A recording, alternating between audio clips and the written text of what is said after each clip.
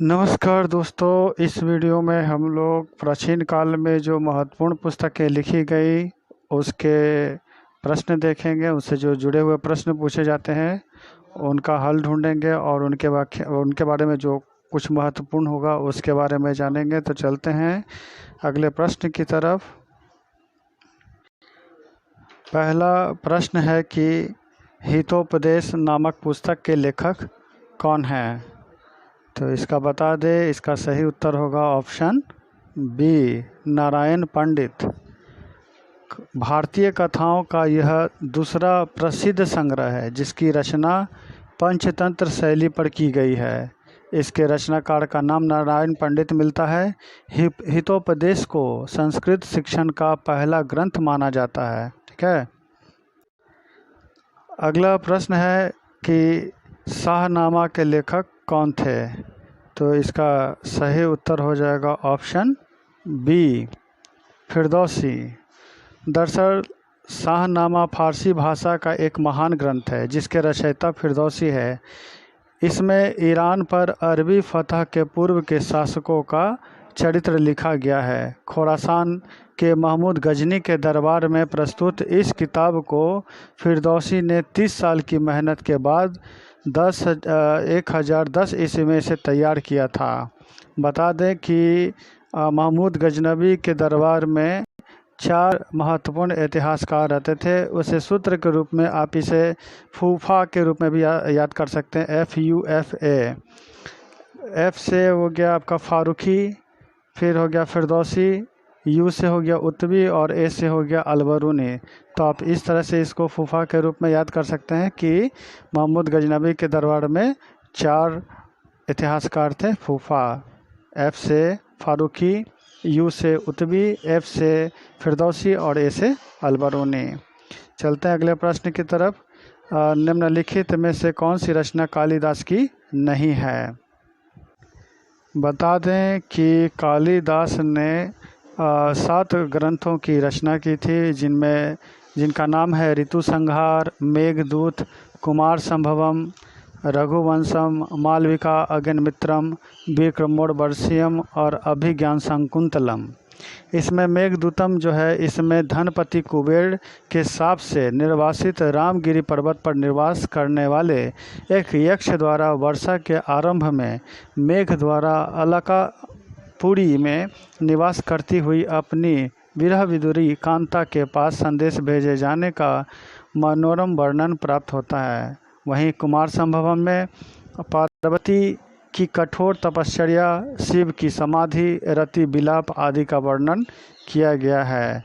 तो रघुवंशम में इसके 10वें एवं 15वें सर्ग तक राम के चरित्र का वर्णन अत्यंत विस्तार पूर्वक किया गया है।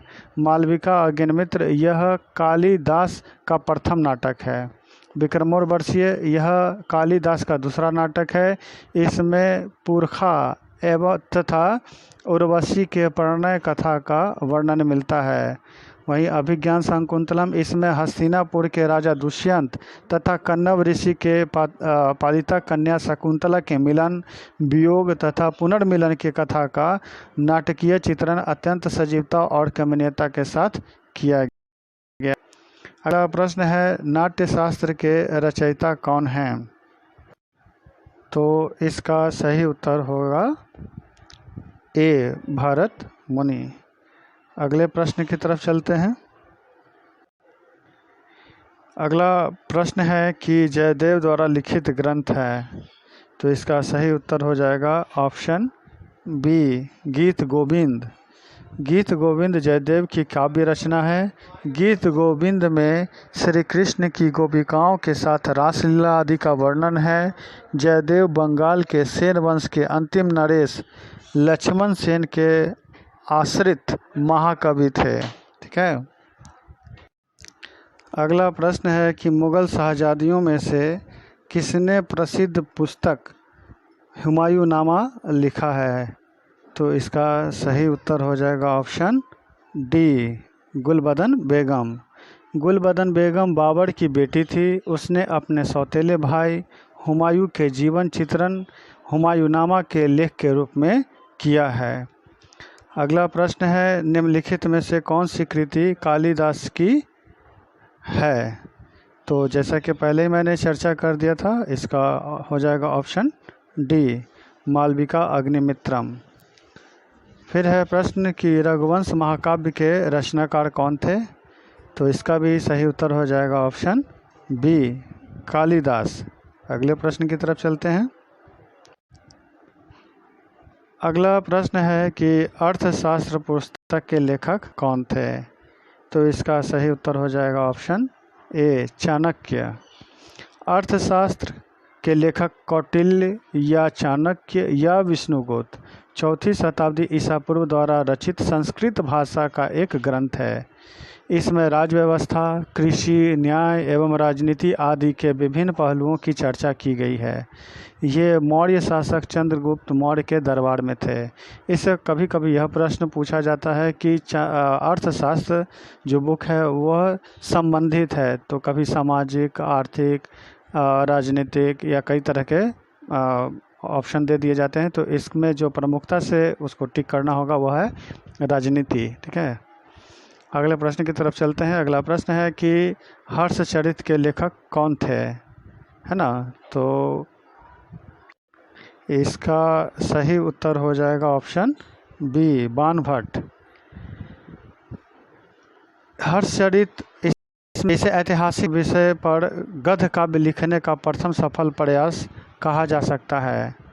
इसमें 8 उच्छावास हैं। प्रथम 3 में बाणभट्ट ने अपनी आत्मकथा लिखी है तथा शेष 5 में सम्राट हर्षवर्धन के जीवन चरित्र लिखा गया है। बाणभट्ट ने एक और पुस्तक लिखी है जिसका नाम है कादम्बरी।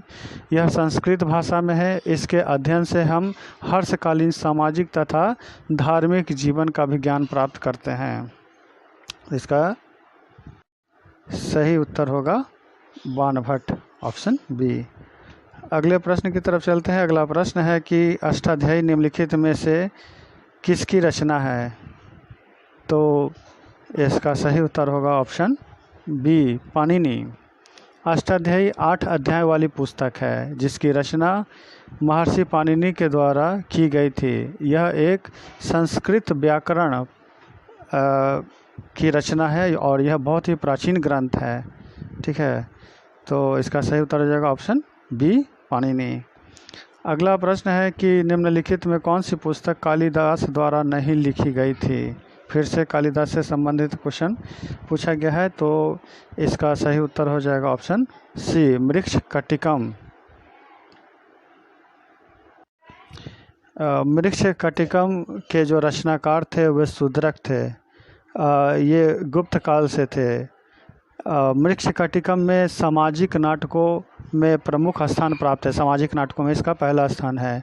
इसके 10 अंकों में ब्राह्मण चारुदत्त जो समय चक्र से निर्धन है तथा उज्जैनी की प्रसिद्ध गणिका वसंत सेना के आदर्श प्रेम की कहानी वर्णित है। प्रथम बार संस्कृत में शूद्रक ने ही राज परिवार छोड़कर समाज के मध्यम वर्ग के लोगों को अपने पात्र बनाए थे। तो अगले प्रश्न की तरफ चलते हैं। अगला प्रश्न है कि चरक संहिता निम्नलिखित में से किससे संबंधित है? तो इसका सही उत्तर हो जाएगा ऑप्शन डी, चिकित्सा से। चरक संहिता आयुर्वेद का एक प्रसिद्ध ग्रंथ है। यह संस्कृत भाषा में है। इसके उपदेशक अत्रिपुत्र, पुनर्वास, ग्रंथकर्ता अग्निवेश और प्रति संस्कारक चरक हैं। चरक संहिता और सुश्रुत संहिता आयुर्वेद के 2 प्राचीनतम आधारभूत ग्रंथ हैं जो काल के गाल में समाने से बच गए। भारतीय चिकित्सा विज्ञान के 3 बड़े नाम हैं, चरक, सुश्रुत और वाग्भट। चरक संहिता, सुश्रुत संहिता और वाग्भट का अष्टांग संग्रह आज भी भारतीय चिकित्सा विज्ञान आयुर्वेद के मानक ग्रंथ माने जाते हैं। अगला प्रश्न है, बीजक किसके वचनों का संग्रह है? तो इसका सही उत्तर हो जाएगा ऑप्शन डी, कबीर। कबीर के बारे में जान लें कि कबीर का जन्म 1440 ईस्वी में, जो विवादास्पद भी माना जाता है, वाराणसी में हुआ था। वह एक विधवा ब्राह्मणी के गर्भ में से जन्म लिए थे।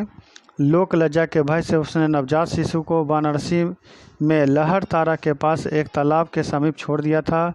जुलाहा नीरू तथा उसकी पत्नी नीमा इस नवजात शिशु को अपने घर ले आए थे।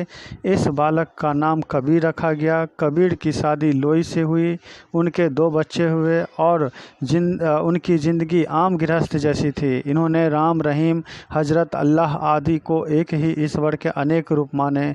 इन्होंने जाति प्रथा, धार्मिक कर्मकांड, बाह्य आडंबर, मूर्ति पूजा, जप तप, अवतारवाद आदि का घोर विरोध करते हुए एकेश्वरवाद में आस्था व्यक्त की और निरंकार ब्रह्मा की उपासना को महत्व दिया। निर्गुण भक्ति धारा से जुड़े कबीर ऐसे प्रथम भक्त थे जिन्होंने संत होने के बाद भी पूर्णतः गृहस्थ जीवन का निर्वाह किया। इनके अनुयायी कबीर पंथी कहलाए। कबीर के उपदेश शब्द सिखों के आदि ग्रंथ में संग्रहित है। कबीर की वाणी का संग्रह बीजक नाम से प्रसिद्ध है। बीजक में 3 भाग है, रामायणी, शब्द और साखी। उनकी भाषा को सधुकड़ी भाषा कहा गया है। इसमें ब्रज भाषा, अवधी एवं राजस्थानी भाषा के शब्द पाए जाते हैं। कबीर दास की मृत्यु 1510 ईस्वी में मगहर में हुई थी। ठीक है, और कबीर सुल्तान सिकंदर लोदी के समकालीन थे। अगला प्रश्न है कि पद्मावती कथा के लेखक कौन थे? तो इसका सही उत्तर हो जाएगा ऑप्शन सी, मलिक मोहम्मद जैसी। पद्मावती चित्तौड़ के राजा रतन सिंह की रानी थी। उसी के संदर्भ में मलिक मोहम्मद जैसी ने पद्मावत नामक महाकाव्य की रचना की। इसमें रानी पद्मिनी, राजा रतन सेन और अलाउद्दीन खिलजी के साथ संघर्षों के बारे में उसका चित्रण किया गया है। अगला प्रश्न है कि काव्यादर्श नामक ग्रंथ की रचना किसके द्वारा की गई? तो इसका सही उत्तर हो जाएगा ऑप्शन डी, दंडी के द्वारा। दंडी ये कांची के पल्लव नरेश नरसिंह वर्मा, जिसका काल 690 से 715 है, की राज्यसभा में निवास करते थे। 3 ग्रंथों की इन्होंने रचना की थी दंडी ने, जिसमें काव्यादर्श, 10 कुमार चरित तथा अवंती सुंदरी कथा है। अगले प्रश्न की तरफ चलते हैं। अगला प्रश्न है कि नागानंद, प्रियदर्शिका एवं रत्नावली निम्नलिखित में से किसकी रचनाएं हैं? तो इसका सही उत्तर हो जाएगा ऑप्शन सी, हर्षवर्धन की। हर्षवर्धन को 3 नाटकों के रचयिता माना जाता है, रत्नावली, नागानंद और प्रियदर्शिका। रत्नावली इसमें सिंघल देश के राजा की कन्या रत्नावली तथा वत्स कौशाम्बी के राजा उदयन की प्रणय कथा तथा अंततुगतवा दोनों में विवाह की कथा का नाटकीय चित्रण प्रस्तुत किया गया है। वहीं नागानंद इसके प्रथम भाग में विद्याधर कुमार जिमितवाहन तथा सिद्ध कन्या मलयवंती के प्रणय का वर्णन है। और प्रियदर्शिका में इसमें वत्सराज उदयन तथा महाराज दृढ़ वर्मा की कन्या प्रियदर्शिका की प्रणय कथा का नाटकीय चित्रण मिलता है। हुमायूंनामा का लेखक कौन था या थी? जैसा पहले क्वेश्चन ये आ चुका है, तो इसका सही उत्तर हो जाएगा ऑप्शन बी, गुलबदन बेगम। अगला प्रश्न है कि मिताक्षरा किसकी रचना है? तो इसका सही उत्तर हो जाएगा ऑप्शन बी, विज्ञानेश्वर। मिताक्षरा याज्ञवल्क्य स्मृति पर विज्ञानेश्वर की एक टीका है, जिसकी रचना 11वीं शताब्दी में हुई। यह ग्रंथ जन्मना उत्तराधिकार यानी कि इनहेरिटेंस बाय बर्थ के सिद्धांत के लिए प्रसिद्ध है। हिंदू उत्तराधिकार संबंधी भारतीय कानून को लागू करने के लिए मुख्य रूप से 2 मान्यताओं को माना जाता है। पहला है दाय भाग मत, जो बंगाल और असम में लागू है, और दूसरा है मिताक्षरा, जो शेष भारत में मान्य है। मिताक्षरा के अनुसार प्रत्येक व्यक्ति को जन्म से ही अपने पिता की संयुक्त परिवार की संपत्ति में हिस्सेदारी हासिल हो जाती है। इसमें 2005 में कानून में हुए संशोधन के बाद इसमें अब लड़कियों को भी शामिल कर लिया गया है। अगला प्रश्न है, तो इसका सही उत्तर हो जाएगा ऑप्शन बी, हिंदू विधि से। अगला प्रश्न है कि लीलावती पुस्तक संबंधित है, तो इसका सही उत्तर हो जाएगा ऑप्शन ए, गणित से। इसके बारे में जान लीजिए कि लीलावती भारतीय गणितज्ञ भास्कर द्वितीय द्वारा सन 1150 ईस्वी में संस्कृत में रचित गणित और खगोल शास्त्र का एक प्राचीन ग्रंथ है। लीलावती भास्कराचार्य की पुत्री का नाम था। इस ग्रंथ में अंकगणित, बीजगणित और ज्यामितीय के प्रश्न एवं उसके उत्तर दिए गए हैं। अगले प्रश्न की तरफ चलते हैं। अगला प्रश्न है कि संस्कृत ग्रंथ अष्टाध्यायी का संबंध है। तो जैसे मैंने पहले ही बताया कि अष्टाध्यायी महर्षि पाणिनि द्वारा लिखी गई रचना है और यह संस्कृत व्याकरण का एक अत्यंत प्राचीन ग्रंथ है। तो ये व्याकरण से संबंधित ग्रंथ है, तो इसका उत्तर हो जाएगा ऑप्शन डी। अगला प्रश्न है कि महाभारत महाकाव्य का मौलिक नाम क्या है? तो इसका सही उत्तर हो जाएगा ऑप्शन डी, जय संहिता। महाभारत के बारे में जान लें कि महाभारत में 1,00,000 श्लोकों का संग्रह है, जिसके कारण इसे सतसहस्त्र संहिता भी कहा जाता है। इसकी रचना महर्षि वेदव्यास ने की थी। महाभारत के विकास के 3 स्वरूप माने जाते हैं, जय, भारत तथा महाभारत। महाभारत से ही पता चलता है कि इसका प्राचीन नाम जय था। महाभारत में शक, यवन, पहलव आदि का उल्लेख मिलता है। मंदिरों, स्तूपों का वर्णन है तथा विष्णु और शिव की उपासना का उल्लेख है। इसकी तिथि 500 BC से लेकर के 200 BC तक मानी जाती है। महाभारत में 18 पर्व हैं। महाभारत को एक ही साथ अर्थशास्त्र, धर्मशास्त्र तथा कामशास्त्र कहा गया है। व्यास ने इसे सभी कवियों का उपजीव्य बताया है। इसके भीष्म, शांति और अनुशासन पर्व अध्यात्म, धर्म एवं राजनीति की दृष्टि से अति उत्तम है। अब अगले प्रश्न की तरफ चलते हैं। प्रश्न है कि बुद्ध चरित्र निम्नलिखित में से किसकी कृति है? तो बुद्ध चरित्र की रचना जो है ऑप्शन डी सही उत्तर होगा। इसकी रचना अश्वघोष ने की थी। अगला प्रश्न है कि महाभाष्य किसकी कृति है? तो इसका सही उत्तर हो जाएगा ऑप्शन बी, पतंजलि। दरअसल पतंजलि ने पाणिनि के अष्टाध्यायी के कुछ चुने हुए सूत्रों पर भाष्य लिखी, जिसे व्याकरण महाभाष्य का नाम दिया गया। इसकी रचना ईसा पूर्व 2री शताब्दी मानी जाती है। पतंजलि पुष्यमित्र शुंग के दरबारी पुरोहित थे। पुष्यमित्र के द्वारा किए गए अश्वमेध यज्ञ के भी पुरोहित पतंजलि ही थे। ठीक है, अगले प्रश्न की तरफ चलते हैं। अगला प्रश्न है कि नीति शतक के लेखक कौन थे? तो इसका सही उत्तर हो जाएगा ऑप्शन बी, भर्तृहरि। नीति शतक भर्तृहरि के 3 प्रसिद्ध शतकों, जिन्हें कि शतक त्रय कहा जाता है, उसमें एक है। इसमें नीति संबंधी 100 श्लोकों की रचना की गई है। अगले प्रश्न की तरफ चलते हैं। बृहत संहिता के रचनाकार हैं, तो इसका सही उत्तर हो जाएगा ऑप्शन बी, बराहमिहिर। बृहत संहिता ब्राह्मणिर द्वारा 6ठी शताब्दी ईस्वी में संस्कृत में रचित एक विश्वकोश है, जिसमें मानव रुचि के विविध विषयों पर लिखा गया है। इसमें खगोल शास्त्र, ग्रहों की गति, ग्रहण, वर्षा, बादल, वास्तुशास्त्र, फसलों की वृद्धि, इत्र का निर्माण, लग्न, पारिवारिक संबंध, रत्न, मोती एवं कर्मकांडों का वर्णन मिलता है। ठीक है, तो अगला प्रश्न था कि किरातार्जुनीयम किसकी कृति है? तो इसका सही उत्तर हो जाएगा ऑप्शन ए, भारवी। ये कालिदास के समकालीन थे। इन पर कालिदास की शैली तथा प्रतिभा के कुछ छाप दिखाई देते हैं। भारवी की रचना किरातार्जुनीयम है। इसकी कथा वस्तु महाभारत से ली गई है। इसमें अर्जुन तथा किरात वेशधारी शिव के बीच में युद्ध का वर्णन है। इनकी कविता में कठिनता की वजह से इसे नारियल फल के समान बताया गया है। ठीक है, अगला प्रश्न है कि मृच्छकटिकम की किसकी रचना है? तो इसका सही उत्तर हो जाएगा ऑप्शन सी, शूद्रक। ये गुप्त काल से थे, जैसे पहले मैंने बता दिया कि मृच्छकटिकम इनकी रचना है, जिसमें सामाजिक नाटकों में इसे प्रमुख स्थान दिया गया है।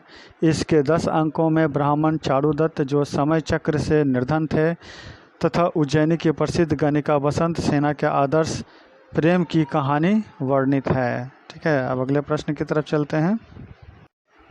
तो अगला प्रश्न है कि मुद्रा राक्षस किसकी रचना है? तो इसका सही उत्तर हो जाएगा ऑप्शन बी, विशाख दत्त। ये भी गुप्त काल से थे।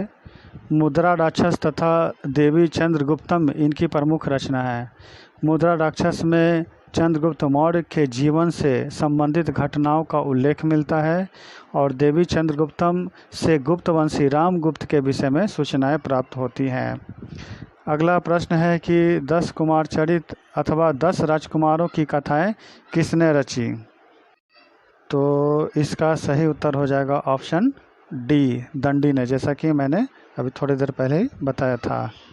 अगला प्रश्न है कि पंच सिद्धांतिका के लेखक कौन थे? ठीक है, तो इसका सही उत्तर हो जाएगा ऑप्शन ए, बड़ा मिहिर। पंच सिद्धांतिका के लेखक जो थे वो बड़ा मिहिर थे। अगला प्रश्न है कि मत विलास प्रहसन की रचना किसने की थी? तो इसका सही उत्तर हो जाएगा ऑप्शन बी, महेंद्र वर्मन। तो इस प्रकार हमने लगभग 30 प्रश्नों के उत्तर के हल किए हैं, जो कि काफ़ी महत्वपूर्ण है। और नेक्स्ट वीडियो में भी मैं पुस्तक से जुड़ी हुई वीडियो के जो अगले भाग है उसको बनाऊंगा। मुझे उम्मीद है इसे सुनकर आपको काफ़ी लाभ पहुंचेगा। अगर ये वीडियो आपको अच्छा लगे तो इसे लाइक और सब्सक्राइब ज़रूर करें और शेयर भी ज़रूर करें। धन्यवाद।